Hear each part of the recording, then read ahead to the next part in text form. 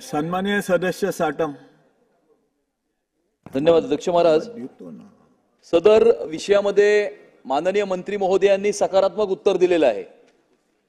आपण भविष्यामध्ये बैठक बोलवाल असं आपण उत्तर दिलं, त्याच्यातनं मार्ग काढाल आशिष शेलारजींनी जे प्रश्न विचारले असं उत्तर दिलं. मी एक स्पेसिफिक प्रश्न विचारतो अध्यक्ष महाराज. बरोबर 1 वर्षापूर्वी याच सदनामध्ये माझ्या मतदारसंघातील बसेरा SRA propose cooperative housing society संदर्भामध्ये मी प्रश्न उपस्थित केला होता.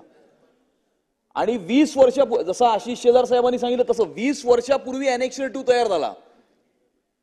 सर्वे न करता एनेक्सर 2 तयार झाला आणि त्याच्यानंतर डेप्युटी कलेक्टरच्या सर्वे मध्ये हे निष्पन्न झालं की 60% पेक्षा एनेक्सर 2 हा बोगस आहे. त्याकरता मी प्रश्न उपस्थित केला.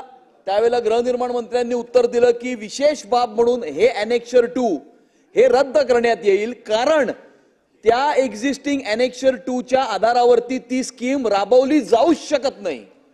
कारण तुम्ही कशाची म्हणजे इकडचा झोपडी क्रमांक 1 आणि इकडचा झोपडी क्रमांक 1 हा कम्प्लिटली डिफरंट आहे. त्यामुळे तुम्ही कंपेअर कशाशी करणार. आणि ते आश्वासन दिल्याच्या नंतर फाईल मूव्ह झाली. एसआरएससीओ ने फाईल पाठवली आणि वॉइड ॲब इनिशियो म्हणजे null and void from the moment it was created. म्हणजे ज्या वेळेला तो एनेक्सर 2 तयार करण्यात आला तेव्हापासूनच सगळी प्रक्रिया ही फ्रॉड्युलंट होती, नल अँड वॉइड होती आणि म्हणून तो रद्द करण्यात यावा. आणि नवीन जो डेप्युटी कलेक्टरनी सर्वे केला त्याच्या आधारावरती नवीन एनेक्सर 2 तयार करण्यात यावं अशा प्रकारचा प्रस्ताव एसआरएससीओनी पाठवला. कारण महाराष्ट्राच्या विधानसभेमध्ये त्यावेळेच्या गृहनिर्माण मंत्र्यांनी आश्वासन दिलं होतं.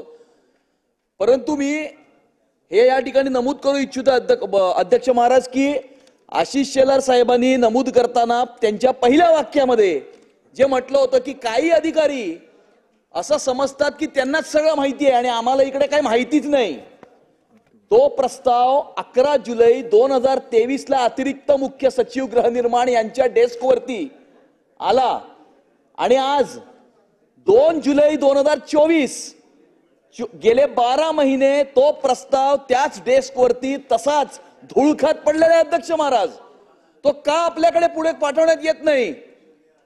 आणि त्याचं कारण हेच सांगितलं जातं की हा प्रावधान नाही. अहो प्रावधान नाही म्हणून आम्ही इथे प्रश्न उपस्थित करतोय ना. मग ते प्रावधान नसेल तर ते प्रावधान आणा. आणि त्यामुळे माझा स्पेसिफिक प्रश्न अध्यक्ष महाराज आपल्या माध्यमातून माननीय मंत्री महोदयांना हा आहे की ज्या स्कीम्स आणि जे एनेक्सर 2 15 वर्षापूर्वी 20 वर्षापूर्वी 25 वर्षापूर्वी तयार झाले होते, जे आज सद्यस्थिती जमिनीवरची स्थिती आणि एनेक्सर 2 च्या स्थितीमध्ये जमीन आसमानचा फरक आहे आणि त्याच्या बेसिसवरती ती स्कीम राबवली जाऊ शकत नाही. त्यामुळे 10 वर्षापेक्षा जास्त प्रलंबित असलेल्या एसआरए स्कीम्स ज्या ठिकाणी डेप्युटी कलेक्टरचा सर्वे होऊन 50% पेक्षा जास्त एनेक्सर 2 हे फ्रॉड्युलंट आहे हे निष्पन्न झालं तर ते एनेक्सर 2 रद्द करून नवीन डेप्युटी कलेक्टरच्या सर्वेनुसार नव्याने एनेक्सर 2 तयार करणार का, हा माझा स्पेसिफिक प्रश्न आहे अध्यक्ष महाराज.